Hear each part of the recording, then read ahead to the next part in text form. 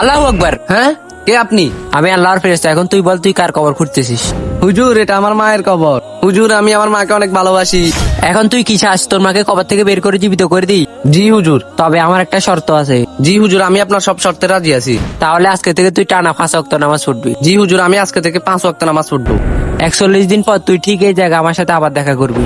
হ্যাঁ, سبيل الدموع سبيل مريح تنهدى يا صاحي كي تستريح وبث الدعاء الخفي এই যে শুনো, আরে হুজুর আপনি? তুমি তো তোমার ওয়াদা পূরণ করেছো, এখন কি তোমার মাকে জীবিত করে দেবো? না না, আমার মা জান্নাতে অনেক শান্তিতে আছে। আর হ্যাঁ, আমি পরকালের জন্য প্রস্তুতি নিতেছি। আর হ্যাঁ, এটা আমার মায়ের একটা স্বপ্ন ছিল। হ্যাঁ আল্লাহ, তুমি আমার ছেলেকে দুনিয়াতে কিছু দাও বা না দাও, 5 ওয়াক্ত নামাজি বানিয়ে দাও। ভিডিওটি ভালো লাগলে চ্যানেলটি সাবস্ক্রাইব করে দিবেন।